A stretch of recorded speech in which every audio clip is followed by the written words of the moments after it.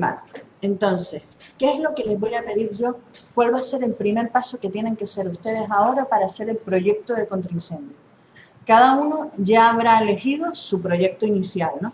Entonces, lo que tienen que hacer ahora es un croquis de qué es lo que hay en ese proyecto. Por ejemplo, en el caso del colegio, pues, ¿qué tipo de colegio es? ¿Primaria, secundaria, universitario? Tendrán que definir cuántas aulas tiene ese colegio, tendrán que definir cuántas plantas tiene, qué actividades se van a llevar a cabo en el colegio, si solamente hay clases, si hay una zona de cafetería, si hay una zona de comedor, si hay una zona de al aire libre. Todas esas características tienen que ir definiendo qué es lo que hay en ese centro, ¿vale? El croquis se los pido en la asignatura de AutoCAD, ¿vale?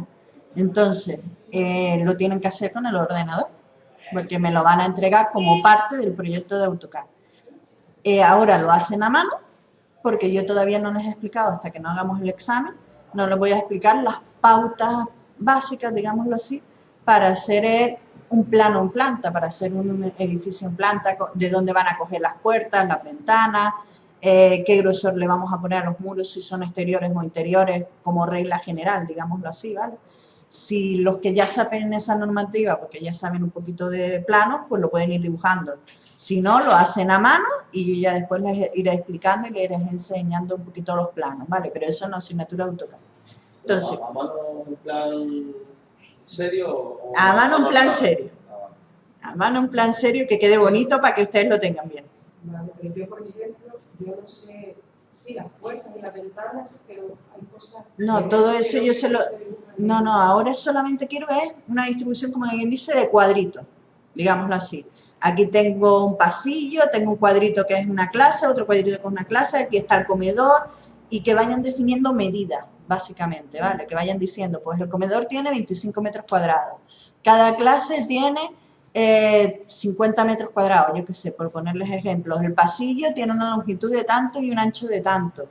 Pues que vayan empezando a hacer definiciones de medidas, de superficie, sobre todo, que son las que nos van a hacer falta. ¿Altura de techo?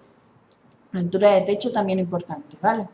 Todas esas definiciones pues son lo que tienen que ir definiendo. No me hace falta que sea un plano perfecto, todavía no hemos hablado de planos, no hemos hablado de cómo se dibuja, ¿vale? No hemos hablado de simbología. Yo lo que quiero es distribución de áreas porque les va a hacer falta a ustedes.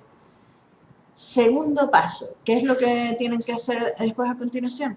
En la plataforma verán que les he subido en la unidad 9, en el temario, lo puse aquí, justo debajo del manual de la unidad, la normativa contra incendios. Recarga la página porque ya lo subí y está bien. ¿Lo vieron? Vale. Pues la normativa contra incendios.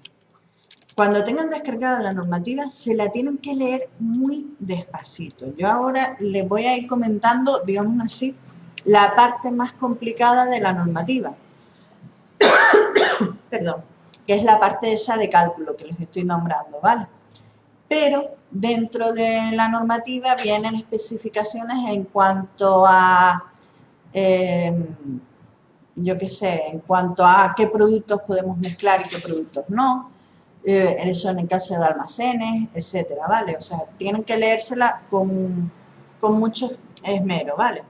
Yo aquí la que les he puesto es la de establecimientos industriales. Por establecimientos industriales tenemos el taller mecánico, que les puse como opción que podían elegir algunos.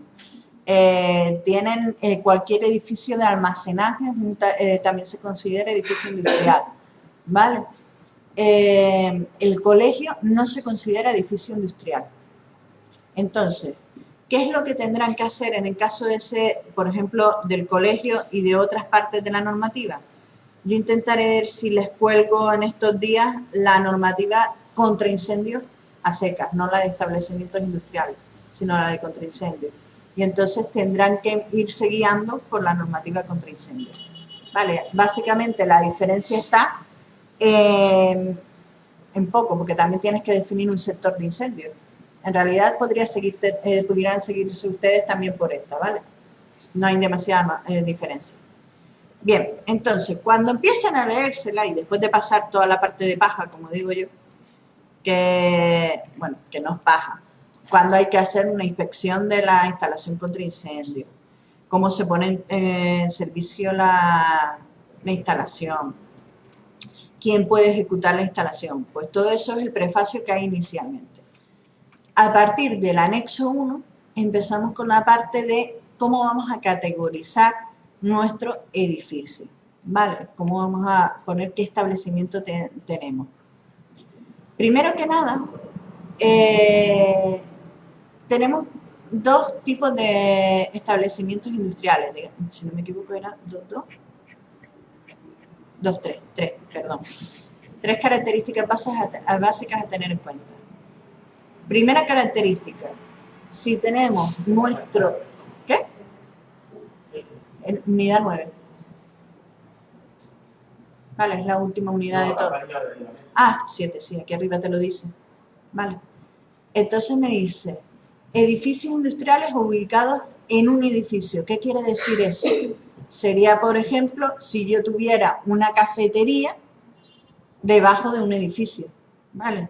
Ahí estaríamos hablando de un edificio industrial situado en un edificio, ¿de acuerdo? Entonces ahí me distingue tres tipos. Tipo A, el establecimiento industrial ocupa parcialmente un edificio que tiene, además, otros establecimientos, ya sean estos de uso industrial o ya de otros usos. Por ejemplo, tengo una lavandería y al lado tengo una tienda de 150. La tienda de 150 o de chinos no es un edificio, no es un establecimiento industrial, pero mi lavandería sí. ¿Vale? Entonces tendríamos esa categoría en ese caso. Tipo B. El establecimiento industrial ocupa totalmente un edificio que está adosado a otro u otros edificios o a una distancia igual o inferior a 3 metros de uno u otro edificio. Lo de los 3 metros es porque esos 3 metros es el retranqueo. Se supone que la distancia que tiene que haber entre un edificio y otro, si queremos dejar un espacio de retranqueo, que es un espacio de seguridad estructural, digámoslo así, es eso, son esos 3 metros. Entonces, por eso se considera que está adosado, aunque hayamos dejado el retranqueo, ¿de acuerdo? Y tipo C, el establecimiento industrial ocupa totalmente un edificio, varios en su caso, que está a una distancia mayor de 3 metros del edificio más próximo. ¿Vale? Entonces, caso A, tengo en la planta de abajo un local, un establecimiento industrial, y al lado de él pueden haber o no otros usos diferentes. Caso B, ocupa mi establecimiento industrial totalmente un edificio, por ejemplo, una nave, y tiene naves adosadas, ¿vale? Ya sea por delante, por detrás, a los lados, por donde sea. Y caso C, yo tengo mi nave, pero no tengo nada alrededor, ¿de acuerdo? Esos serían los tres casos diferentes. Segundo caso, esto estamos 2.1, establecimientos industriales ubicados en edificios. Caso 2, si tengo espacios abiertos que no constituyen un edificio. ¿Ya? ¿Qué sería ese caso? Sería, por ejemplo, piensen en una fábrica de hormigón, ¿vale? El hormigón se hace, tenemos toda la zona de almacenaje exterior que no constituyen parte del edificio, no están en ningún edificio, sino tengo toda la arena, todos los áridos, todo lo tengo fuera del edificio. En ese caso estaríamos en este caso 2. Ahí tendríamos dos tipos, D y E. El tipo D, el establecimiento industrial ocupa un espacio abierto que puede estar totalmente cubierto. Esto sería, por ejemplo, si yo tengo un toldo que me cubre toda la zona, pero está abierto solamente un toldo agarrado con sus diferentes perfiles, ¿vale? Alguna de cuyas fachadas carece totalmente de cerramiento lateral, lo que estamos diciendo, un toldo al final de cuentas. Puede estar cerrado por uno de sus lados o totalmente abierto por todos los lados. Y el tipo E, el establecimiento industrial ocupa un espacio abierto que puede estar parcialmente cubierto. hasta un 50% en superficie. Si ya cubrimos más de un 50%, nos vamos al tipo D. ¿Vale? Si cubrimos menos de un 50% o hasta un 50%, 50 incluido, estamos en el tipo E. ¿De acuerdo? Aquí lo ven un poquito mejor con ejemplos gráficos. Tipo A, tengo mi nave aquí y tengo otros usos que no es parte de mi establecimiento industrial. También puede ser, esto lo hemos puesto en vertical, también puede ser en horizontal, otros edificios adosados a mi caso. Tipo B, decíamos que era que teníamos un retranqueo menor de 3 metros, ¿vale? Y tenía edificios adosados. Tipo C, en este caso era, tengo un retranqueo mayor de 3 metros, lo que decíamos antes. Tipo D, tengo una zona al aire libre cubierta más del 50%. Fíjense aquí el ejemplo. Me ponen el toldo más de un 50%. Tipo E, menos de un 50%. ¿De acuerdo? Y este cuadrito simplemente para indicar que todo lo que se ha marcado en gris hace referencia a la zona industrial. Esto lo deberían de haber puesto lo primero de todo, pero bueno, las normativas están hechas así.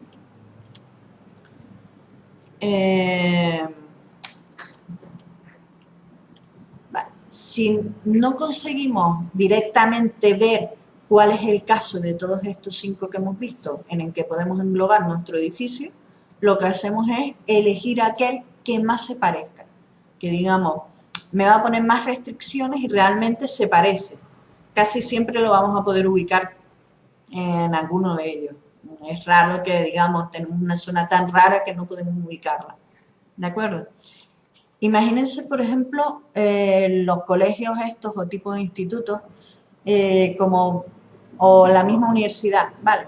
Por ejemplo, el edificio de ingeniería de la universidad está formado por 4 edificios diferentes. Cada edificio se considera como una parte, como una zona diferenciada. Por ejemplo, si yo tengo un colegio en el que tengo un edificio, patio de colegio, otro edificio, se considerarían como 2 edificios independientes. Tendría que hacer contraincendio para uno, contraincendio para el otro. No lo hago todo en conjunto. ¿De acuerdo? Entonces, para ir dando un poquito las pautas.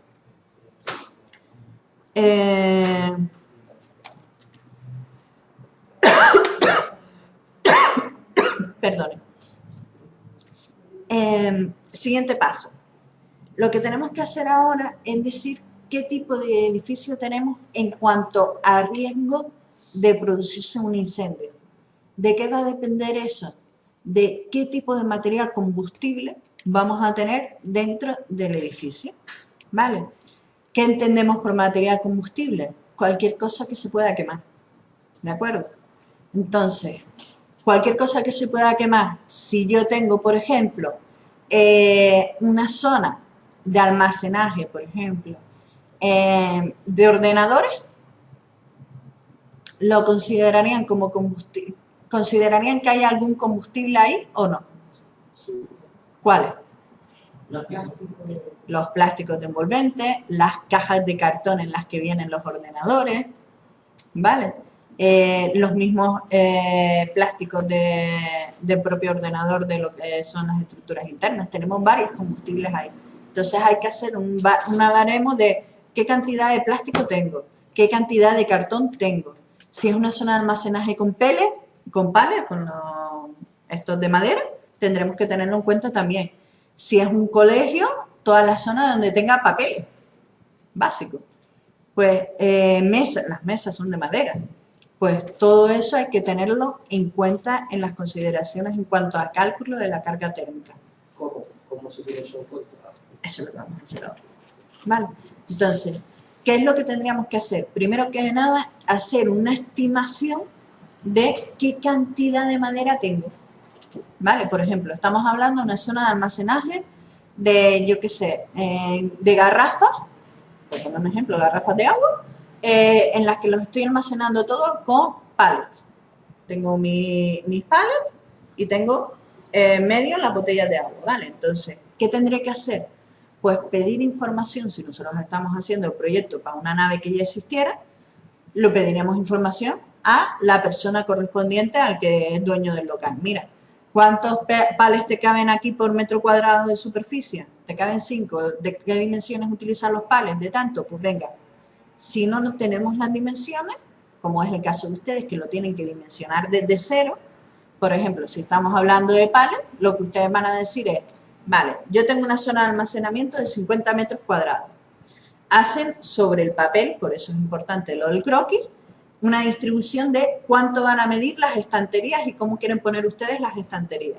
Una vez que han dicho dónde van las estanterías, pues tienen que decir qué características van a tener las estanterías, cuánto de alto van a tener y cuántas dimensiones van a tener, cuántas separaciones. Según las separaciones tendrán que venir ahora y decir, bien, si yo quiero poner un pallet de 2×2, de 4 metros cuadrados, ¿cuántos palets me caben en esa distribución de estanterías que yo he hecho? Me caben tanto. ¿De acuerdo? ¿Han entendido ese proceso de cálculo que acabo de decir, así más o menos? Sí, pero para qué quieres ver las que caben, Porque necesitas saber cuánta madera tiene. Pero caso que llene toda la... Claro, siempre vamos a poner el caso desfavorable. Exactamente. En un colegio simplemente vas a decir, me caben más o menos aproximadamente tantas mesas con esta distribución. Exactamente. Entonces vas a decir, tengo tanta mesa, tanta silla. ¿Vale? Si tienes que decirlo aproximadamente. ¿Pero qué? ¿Metros cuadrados de madera o en peso? Lo vamos a calcular inicialmente, por ejemplo, en el caso de los palets, lo calcularíamos como metros cuadrados inicialmente, ¿vale? Más o menos metros cuadrados, ¿vale?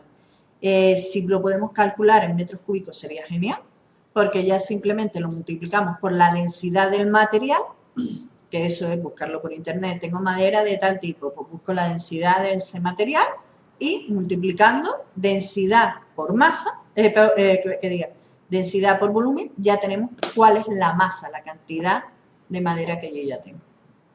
¿Lo han entendido? Ahora hacemos un ejercicio y quizás lo ven.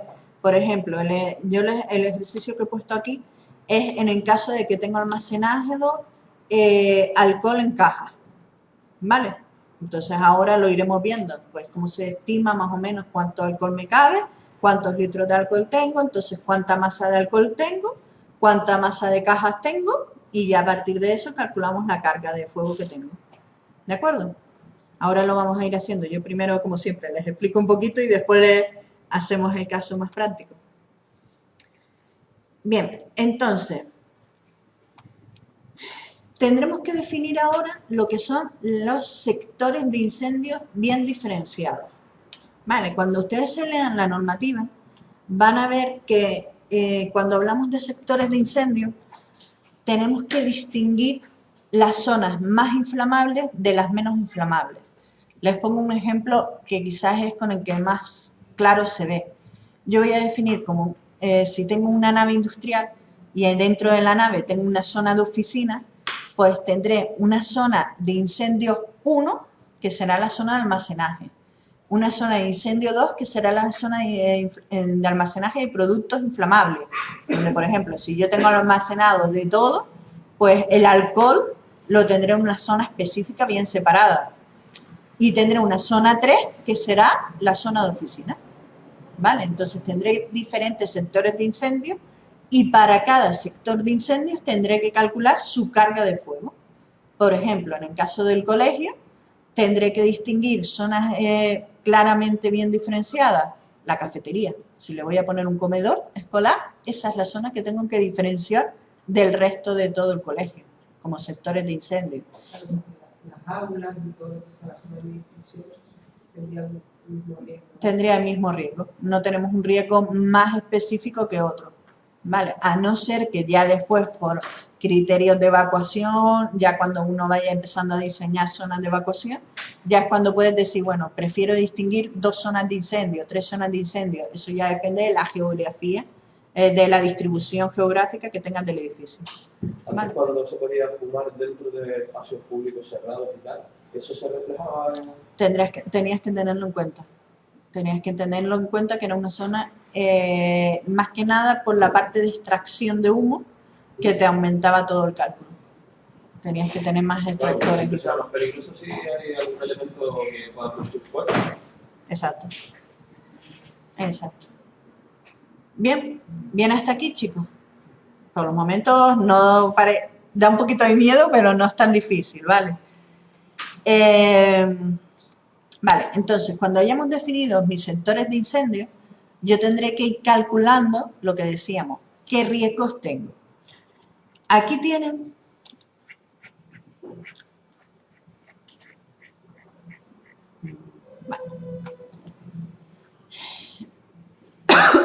unas tablas en las que vamos a tener cuál es la densidad de carga de fuego, ¿vale?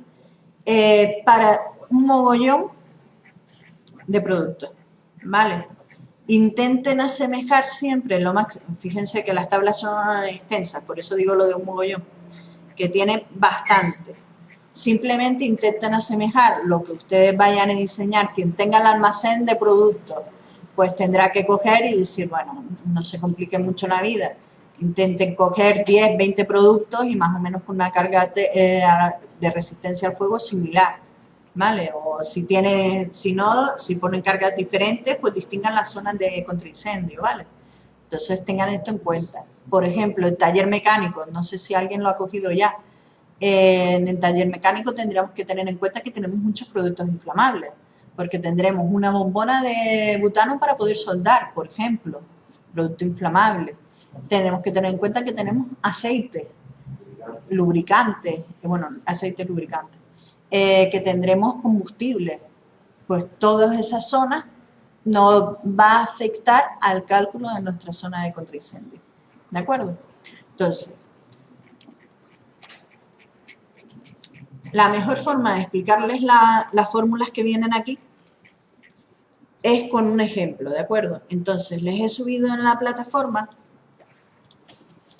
lo he llamado simplemente cálculo de cargas contra incendio, ¿vale?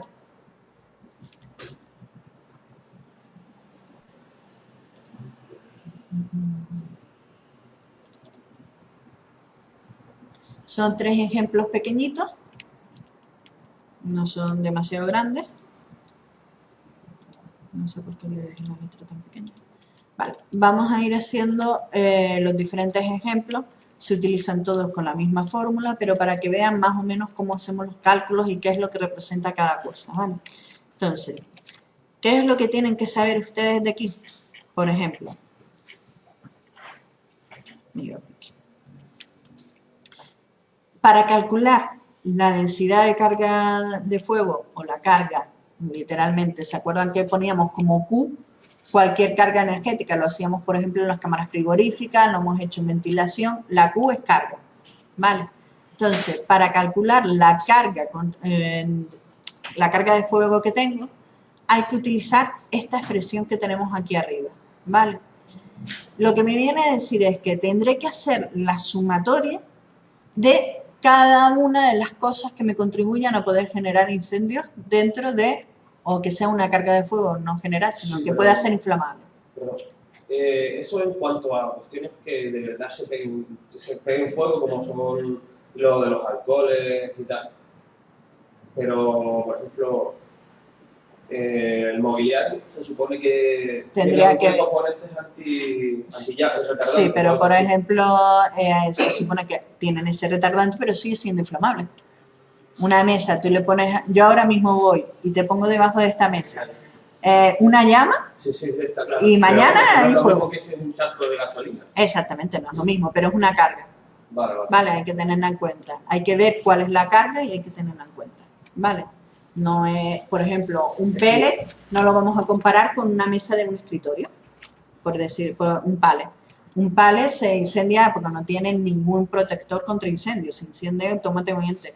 Pero una mesa, normalmente lo que tú dices, tiene un recubrimiento, no se va a incendiar tal cual. Entonces, ¿qué es lo que tendremos que hacer? Mirar a ver cuáles son las características. Si tengo un pellet, un pallet o si tengo una mesa. Ya, pero vamos, que ahí va a caber todo, ¿sabes? Porque con suficiente llama se prende fuego hasta un ladrillo. Sí, pero bueno, no lo ponemos tanto. Siempre hay un límite, digámoslo así, es lo más inflamable y lo menos inflamable. Vale, hay un pequeño límite. Bien, entonces, lo que les estaba diciendo. Aquí lo que vamos a hacer es la suma de todas las cargas de cada uno de los diferentes elementos, ¿de acuerdo? Entonces, nos dan la primera expresión de todas, digamos así, es la genérica, que me dice que es el producto de la masa en kilo de cada uno de los combustibles que yo tenga, multiplicado por el poder calorífico. Ya sabemos lo que es el poder calorífico. ¿Alguien se lo ha leído por casualidad la unidad 7? Todavía no. Vale. El poder calorífico, digamos así, es la capacidad que tiene un cuerpo para inflamarse. ¿Vale? Entonces, mientras más alto sea el poder calorífico, más fácil lo podemos quemar. El poder calorífico depende de las características de cada uno de los elementos, entonces está tabulado también. Multiplicado eso por un coeficiente, que lo que nos va a decir, ese coeficiente está representado aquí, en función de cómo sea mi combustible, pues me va a dar un valor de la C sub I. Aquí en la normativa española nos ponen solamente 3 C sub I. Si abrimos y buscamos, que eso se los dejo a ustedes para que vayan aprendiendo a buscar normativas por internet, este Real Decreto, van a encontrar cuáles son los las C sub I, los coeficientes, para cada uno de los tipos de combustible. O, digámoslo así, van a ver cómo poder clasificar cada combustible dentro de todo esto. ¿De acuerdo? ¿Qué es lo que vamos a hacer nosotros? En vez de aplicar esta forma... perdón, me queda todavía más factores. Multiplicado todo, esta acá en realidad, ignórenla, ¿vale? Creo que fue una rata que querían poner como un por o algo así. RA, que es un coeficiente adimensional que viene y depende del tipo de producto que tengamos, por ejemplo, si es almacenado, y viene dado ya en tabla, ¿vale? No nos tenemos que preocupar mucho, sino localizar el producto y sacarlo de ahí. Entonces, esa sería la primera expresión para el cálculo de las cargas. Después vienen ahora alternativas a ese cálculo, dependiendo de las condiciones que tengamos. Primero, si tengo una actividad de producción, transformación, reparación o cualquier otra distinta al almacenamiento. Es decir, todo lo que no sea tener cosas almacenadas, puedo utilizar esta fórmula. ¿Cómo ha variado la fórmula? Ahora sería el cálculo de la densidad del fuego de cada zona con procesos diferentes según los distintos valores. La carga térmica que tengo. Ahora les enseño y les explico de dónde viene, ¿vale? Multiplicado por la superficie que ocupa esa carga. Por ejemplo, si yo tengo almacenado lo que les decía antes, alcohol y cajas de madera, ¿vale? Por poner dos productos inflamables.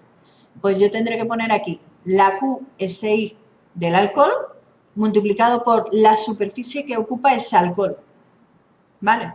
Multiplicado por la C sub I, que era el coeficiente que vimos antes de las tablas, dividido por el área total de la zona. El área total de la zona sería toda la habitación donde tenga almacenado ese alcohol y esas cajas, ¿vale? Pero en el numerador le tendré que sumar más la carga de la caja por la superficie que ocupan la caja por la C sub I de las cajas. ¿De acuerdo? Ahora lo vemos con un ejemplo.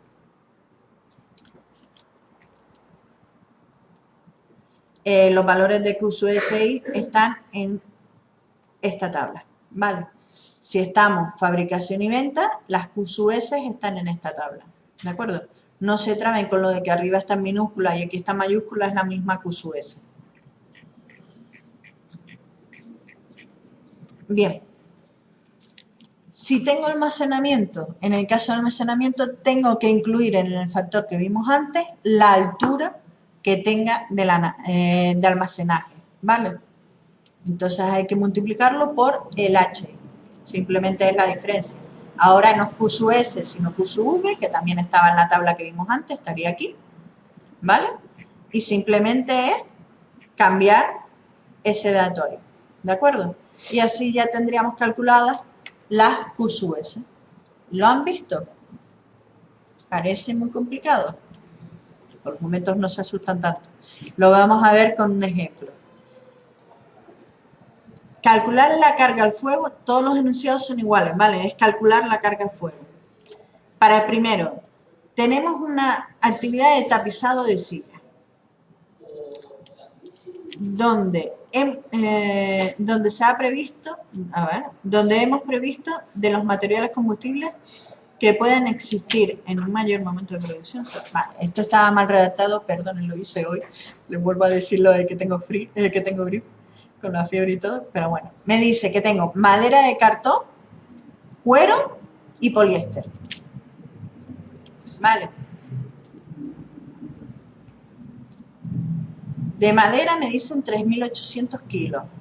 De cuero 600 kilos. Y poliéster 200 kilos.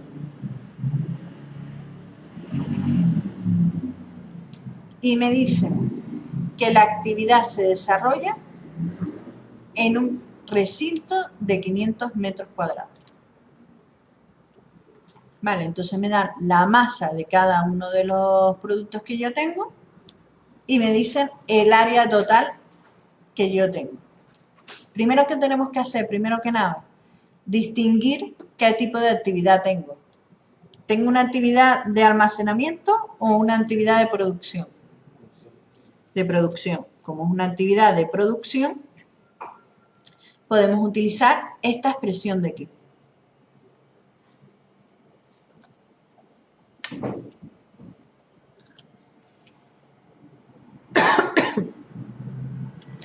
Bien, ¿cómo utilizamos esta expresión? Primero que nada me dicen que la Q sub S sería igual a la Q sub SI. Tendré que ir buscando la Q SI para cada uno de los materiales. Yo lo que les aconsejo es hacer una tabla. Por ejemplo, 1, 2, 3, 4. No me acuerdo cuántos me van a hacer falta, voy a poner en 5. Vale. Por ejemplo, para el cartón.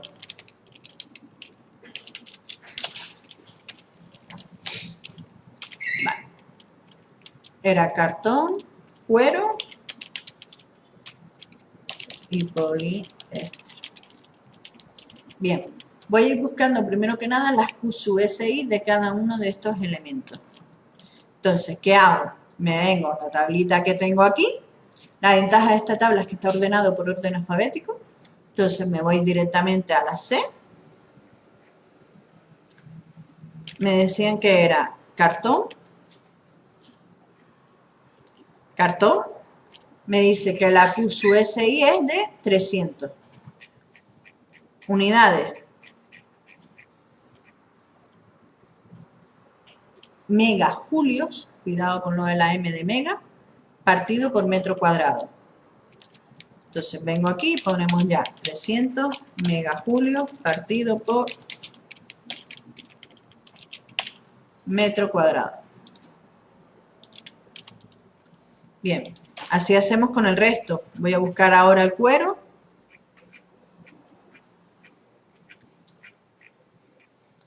Cuero. Fíjense que me dice aquí. ¿Tengo carga del cuero para lo que es producción? No. El cuero lo tendré que considerar como una parte de almacenaje porque tengo que considerar su carga al fuego. Entonces hay que tener en cuenta de que este sí ha sido QSI, pero para el cuero vamos a poner una QVI, que es la que me da. Bueno, en realidad lo que pasa es que tendríamos que haber explicado un poquito más qué tipo de cuero teníamos. ¿Qué? ¿Dónde tienes? ¿Está arriba? Arriba estaba. Artículos metálicos. No, pero cuero. Ah, vale. Cuero sintético, artículos de cuero sintético, sí. Artículos de cuero. Venga, le ponemos ese, vale. Entonces le ponemos ya 500.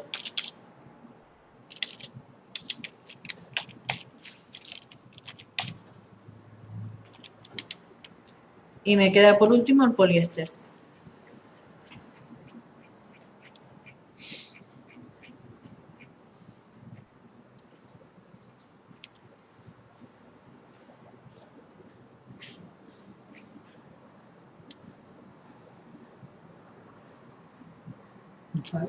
No está, ¿verdad? No. De porcelana Santa Freda. Vale, entonces vamos a ponerlo en buscar.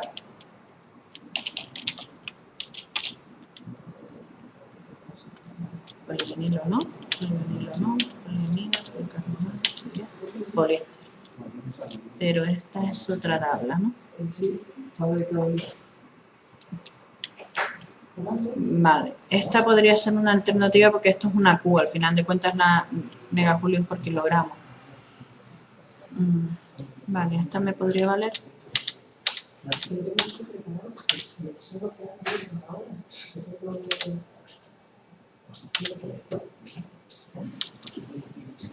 Vale.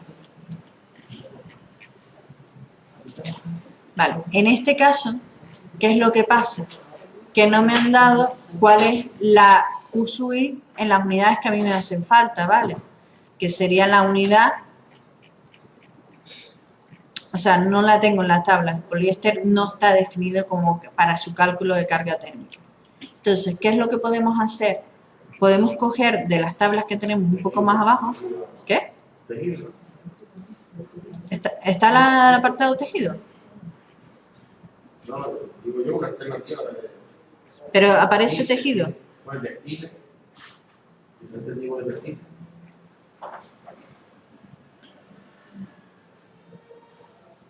¿Dónde lo tienes? No, dice tejido sintético en general, de arrastre, pero no especifica. No, pues textiles de sería, textiles de... Artículos de textiles. Confección, corte, lino, embalaje, encajes, empavadas, edición, forro, lencería, prendas, preparación, ropa de cama, tejidos de fabricación, teñidos del lado venta. Vale, en este caso si es poliéster podríamos decir que es un sintético. Podríamos ponerle el de tejido sintético. Le podemos poner 300, no creo que diferencie demasiado. Esto, la M mayúscula J que... Megajulios. Vale. Ya tenemos el primer valor que me hacía falta en la fórmula, ¿no?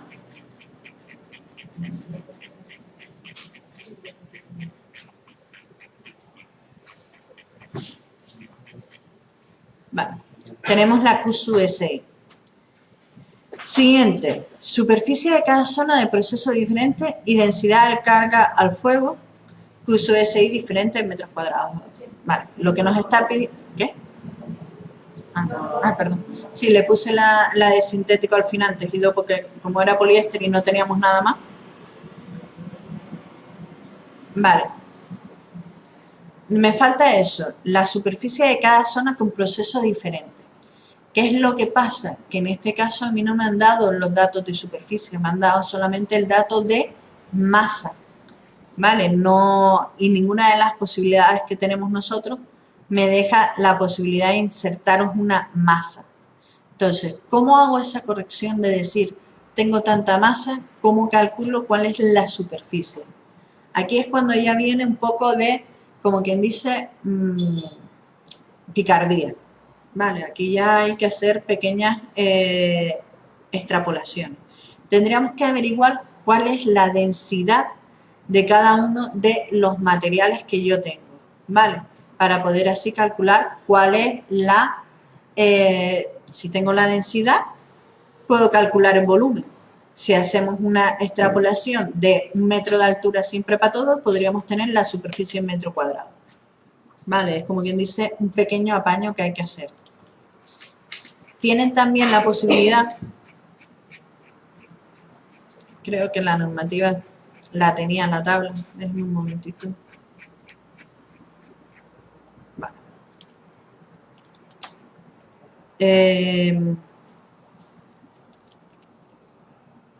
Podríamos utilizar también como alternativa, en este caso que tenemos solamente masas, calcular el poder calorífico, las Q, con estas tablas que vienen por aquí. Por ejemplo, si yo cojo el poliéster, en este caso sí me aparecería, ¿vale? me vendría que sería 25,1 megajulios por kilogramo. Yo lo que voy a hacer, si lo multiplico por la masa, ya tengo cuáles son los megajulios. Pero como a mí me hace falta megajulios por metro cuadrado, voy a hacer una estimación de 1 metro cuadrado. ¿Vale? Podría ser una estimación bastante acertada. Como que cada zona es 1 metro cuadrado nada más. Y así ya tendríamos, como quien dice, como si el dato que nos hubieran dado fuera de kilogramos por metro cuadrado. ¿Vale? Y así lo podríamos poner aproximado. Realmente, ¿cómo tendríamos que hacerlo? Pues tener una conciencia clara de yo tengo que utilizar tantas telas, me van a ocupar tantos metros cuadrados. Simplemente ya haciéndolo, no teniendo el dato de la masa. Y luego, si una persona tiene que hacer un proyecto lo que sea, ¿tiene que estar haciendo apaños o existe algo? No, se hace así, se hace así. Tú coges y dices, realmente tú tienes que tener todos los datos. Tú realmente vas a llegar. Voy a almacenar telas. Vale, entonces, con la densidad del material. Con la densidad del material o con esto de aquí, con el calorífico, podríamos multiplicarlo por la masa total que tenemos y suponer que es masa por metro cuadrado. Y entonces así ya lo tendríamos cuál sería el poder calorífico. Realmente, ¿cómo lo haríamos si tuviéramos más datos? Pues cogeríamos, diríamos, ¿cuál es la superficie total de la nave? Tanto. En esa nave, ¿cuántos quiero almacenar de telas? ¿Cuál es la superficie total que tengo para almacenar poliéster? O para la parte en la que me va a hacer falta de poliéster, ¿cuánto poliéster voy a tener? Pues voy a tener, mira, toda esta estantería que mide 3×3. Vale, pues yo ya sé que tengo 9 metros cuadrados. Vale, es como tendríamos que hacerlo físicamente. Saber exactamente qué dimensiones de la nave estoy, o de la nave o de lo que sea, estoy reservando para ese material. Tengo que tenerlo todo bien definido por superficie. ¿Vale? Por eso les decía lo importante de que ustedes vayan haciendo el croquis, vayan haciendo el dibujito, diciendo, pues voy a tener estas estanterías, voy a tener estas zonas. Los que tengan el taller mecánico, pues empiecen a definir las diferentes zonas. Los que tengan zonas de almacenaje, pues lo mismo, pues voy a tener almacenado tantas zonas.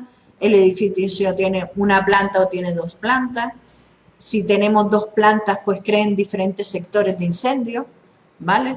Cada planta que sea un sector de incendio para así conseguir evitar que el fuego se propague a las diferentes plantas lo más rápido posible. O sea, nosotros conseguir que sea más lento, ¿de acuerdo? Entonces, hagan un buen diseño sobre plano de lo que están haciendo.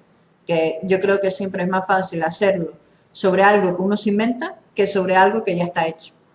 Cuando uno va a hacer un proyecto de reforma, ¿por qué sale más caro reformar que hacer de cero? Justamente porque reformar es una recopilación de datos previos y para intentar no destruir lo que ya hay, que hace que todo vaya subiendo de precio. Que no es solamente calcular, básicamente meter datos y ya está. No, en reformar hay que tener más datos, que normalmente cuesta más tener. ¿Vale? En este caso el de almacenaje, lógicamente, es un poquito más fácil. Bien. Vale, entonces, en este caso, hasta luego. Lo que les estaba diciendo, podríamos coger, yo voy a poner aquí ahora los poderes caloríficos de los diferentes materiales. Por ejemplo, para el poliéster, que ya lo tenía localizado, 25,1 megajulios partido por kilogramo.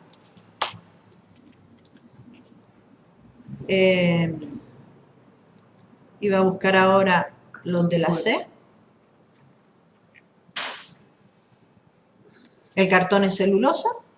Sí, no me aparecía cartón, ¿verdad? Cartón como tal no me aparece. Embalaje, me aparece por ahí. ¿En esta tabla? Ah, no, creo que no la vamos. Era en la otra, ¿no?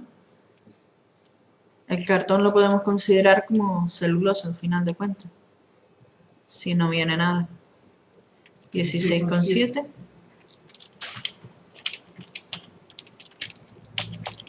Si no, les pongo el dato, porque esto fue como, les vuelvo a decir que lo hice antes rápido. El cuero sí está 21.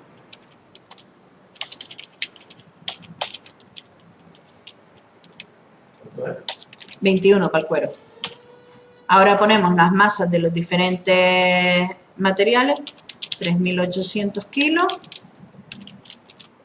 600 kilos, 200 kilos.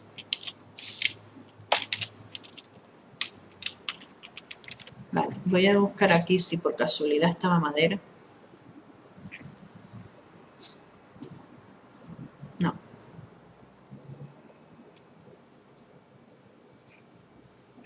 Vale.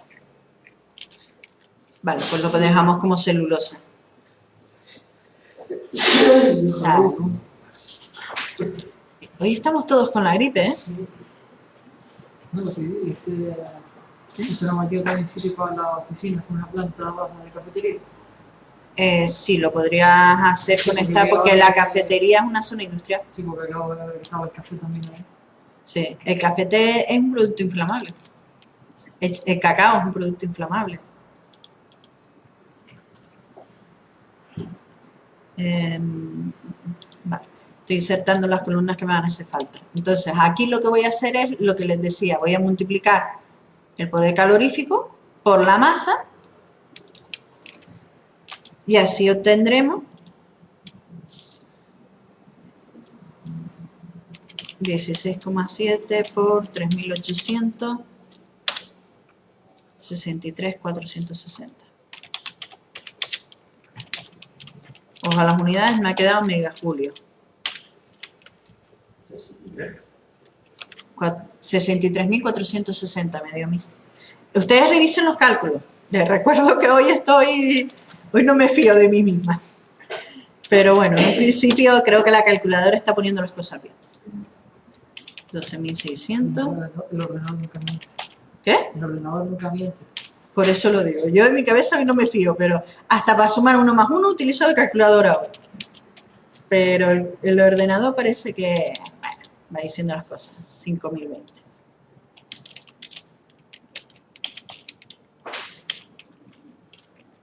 O sea, simplemente Multipliqué multiplicar por el calorífico y por la masa, nada más, ¿vale? Entonces, ¿qué es lo que pasa? Que yo ahora voy a hacer lo que les estaba diciendo. Como no tenemos datos en este ejercicio de cuál es la superficie total, voy a decir que eso ya es por metro cuadrado, como si tuviera 1 metro cuadrado de superficie. En todas, ¿no? En todas.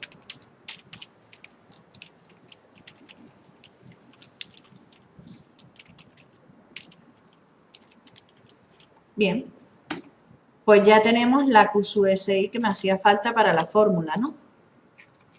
¿Qué es el siguiente dato que me hacía falta? La superficie que ocupa cada una de las zonas, que era lo que venía como SI, si no me equivoco. Estoy llegando. Bien.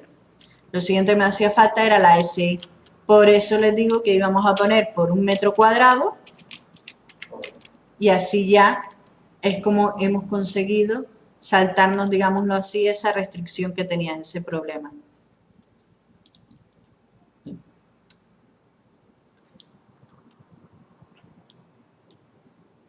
Bien, siguiente valor que me hacía falta, la C-SUI. La C-SUI estaba en esta tabla de aquí. Bien. Tenemos varios tipos de productos, ¿vale? C-SUI que va a depender de si es peligrosidad alta, media o baja. Yo aquí vamos a considerar hoy para el ejemplo solamente el de 1,30. Vamos a ponerlo como peligrosidad media. ¿Por qué? Realmente lo que quiero es que ustedes se lean la normativa y aprendan a buscar cosas en normativa solito, ¿vale? Entonces se tienen que descargar la normativa, ir viendo en la normativa líquidos clasificados como clase A. Tendré que ver qué son esos líquidos. Como clase B, como clase C, pues todo eso, leer la normativa y averiguar qué es lo que hay. En este caso estamos en un sólido. Pues tendremos que ver, por ejemplo, para el cuero, por ejemplo, cuál es su temperatura de ignición. Porque nos dice sólidos que empiezan su ignición a una temperatura comprendida entre 100 y 200. Sólidos que emiten gases inflamables. ¿Vale? Tendremos que ver el cuero, qué características tiene cuando se inflama. tenemos que aprender a ir buscando en internet características del cuero. Porque no hay tablas ahí en la normativa que indiquen Eh, qué temperatura de cada no, material. no nos los dan en la normativa, no nos los dan. Tenemos que buscarlo por internet exactamente. Es que ustedes no lo creen, pero en la ingeniería es todo buscarse la vida. Literalmente es aprender a leer manuales, aprender a leer normas, y cuando ya uno lee normas y aprende manuales, preguntarle al que tiene más experiencia. Es como mejor se aprende, ¿vale? Entonces, por eso les digo, básicamente es eso, es ir viendo poquito a poco. Yo lo que les aconsejo en este caso es que hagan eso.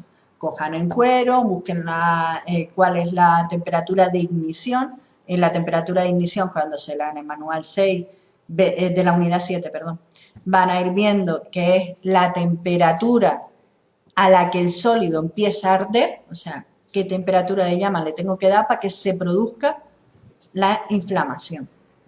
¿Vale? Pues tendremos que buscar cuál es la temperatura de ignición. Si es una temperatura superior a 200 grados, quiere decir que nos va a costar hacer que eso que se queme. Pues le ponemos una CSUI de 1. Si es una temperatura menor que 200 grados, 120, 110, eso es más fácil de conseguirlo, 100 grados. Es fácil de verlo.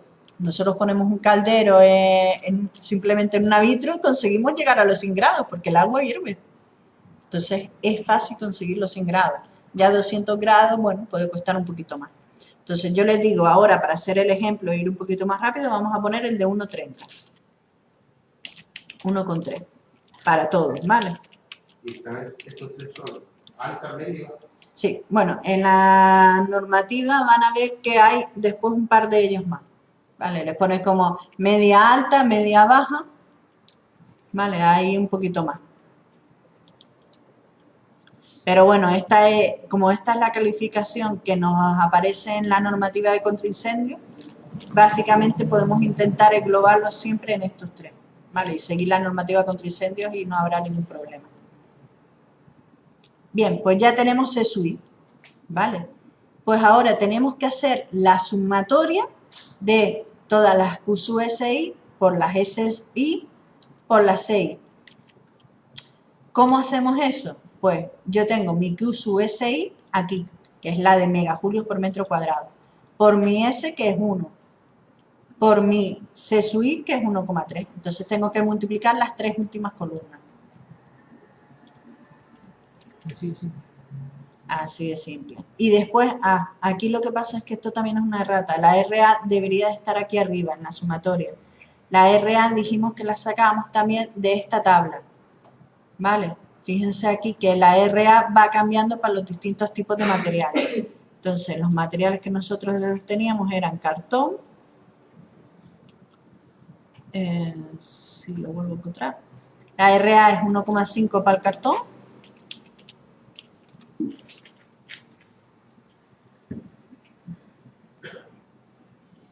Vale. Artículo de cuero 1,5 también. Esa es la R. La RA, sí. Y el poliéster, al final el poliéster lo pusimos como tejido sintético.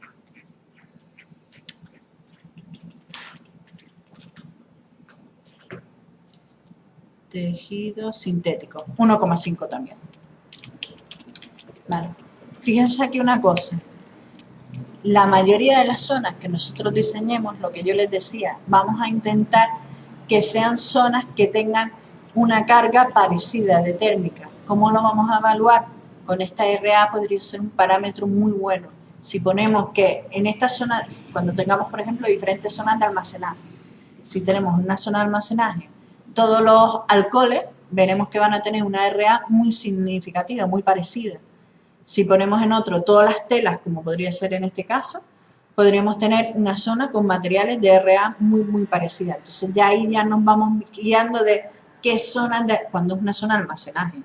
Hay otras zonas, por ejemplo, en un taller mecánico es casi imposible conseguir diferenciar todas las zonas a la perfección, ¿vale? Entonces hay que también tener en cuenta eso.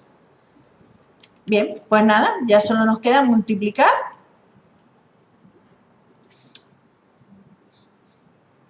a la derecha. Por ejemplo, la primera sería 63.460 por 1,3, que era la CSUI, por su RA, que es 1,5.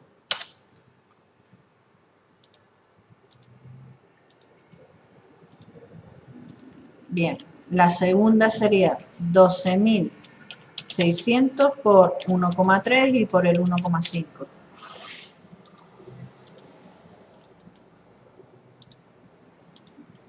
Y la tercera, 5.020 por 1,3 por 1,5. 25, ya. Ahora hacemos la sumatoria de los tres valores.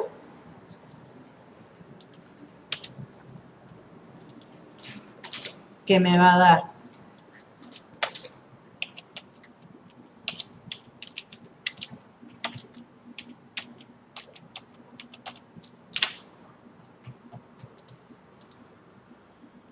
ustedes revisen los cálculos, ¿vale? Yo los estoy poniendo despacito, pero Está yendo la parte de arriba de la fórmula. ¿estoy yendo qué? Allá no la parte de arriba de la fórmula. Sí, pero está cuadrando. Sí, no, ya lo he multiplicado por la RA, es esta. He hecho esta fórmula.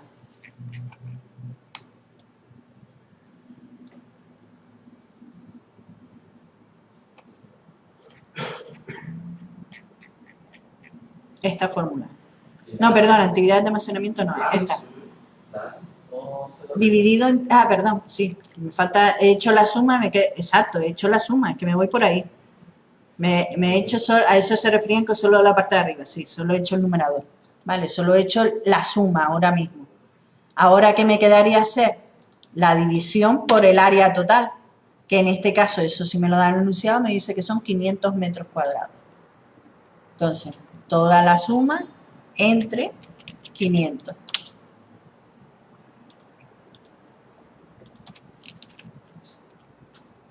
Vale. Y ya tendríamos calculado entonces el valor de mi Q sub S. Vale. Con ese valor de la Q sub S que ya tenemos calculado, estoy localizando la tabla.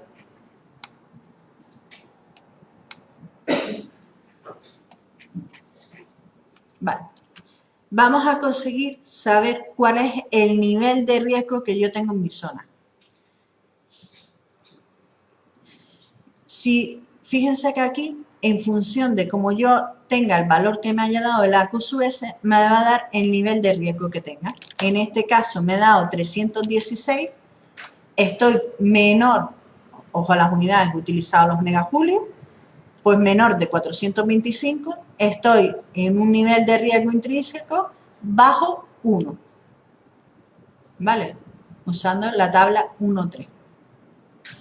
Para eso es para lo que me sirve todo el cálculo de las cargas térmicas. Definir qué zona de riesgo tengo o no tengo. Porque a partir de las diferentes zonas de riesgo, veremos que a partir de ahora la normativa me va diciendo si es una zona de nivel de riesgo bajo, se puede usar tal. Si es una zona de nivel de riesgo alto, hay que utilizar esto. Entonces, nos va a condicionar ya después, a partir de aquí, todo el cálculo contra incendio. ¿De acuerdo? ¿Bien? ¿Fácil? ¿Difícil?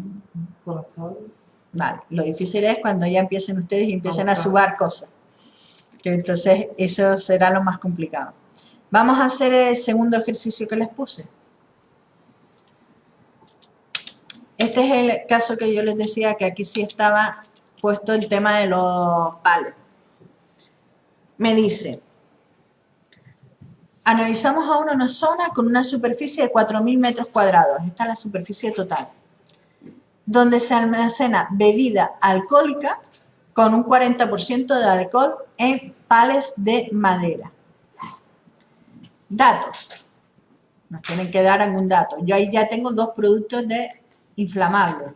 Los palets de madera y el alcohol, ¿verdad? Entonces vengo y digo, bueno, vamos a ver los datos. En un palet se almacena 200 litros de alcohol etílico. Me dan el volumen de alcohol que tengo. La densidad del alcohol es 0,8 kilogramos por litro. Si yo tengo la densidad, puedo calcular cuál es, y tengo la densidad y tengo volumen, puedo calcular cuál es la masa, ¿verdad? Ya entonces tendría cuál es la masa de alcohol que yo tengo.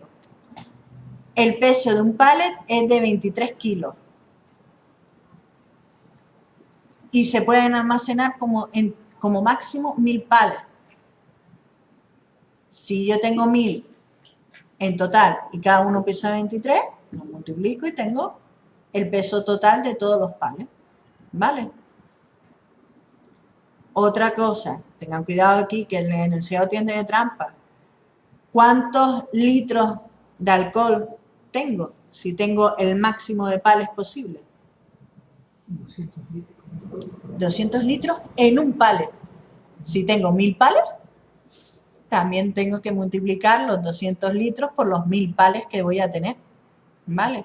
Cuidado con esa trampa. Entonces se calcula eso. Se calcula los 23 por los 1000 pallets y la cantidad por los 1000 pallets. Y los 200 por los 0,8 por los 1000 pallets. 1000 pallets. Y el 40% de alcohol también hay que multiplicar para el 40% de esa cantidad de lo que es alcohol. Sí, yo ya les he dado 200 litros de alcohol. Yo ya se los he dado como alcohol. No les he dicho de la bebida alcohólica. Si yo te hubiera dicho que es la bebida alcohólica, te hubiera dicho, por ejemplo, 500 litros de bourbon, por poner un ejemplo. Entonces sí, le haces a esos 500 litros primero el 40% y después... Y ya con eso ya. Exactamente. ¿Vale? Entonces depende de lo que tengamos como dato. Bien, ¿creen que lo podrían intentar plantear solos? Buscar los datos en las tablas y todo. Venga, sí, les dejo 10 minutitos para que lo vayan buscando. Ustedes pueden. Yo sí descanso un poquito la voz, por favor.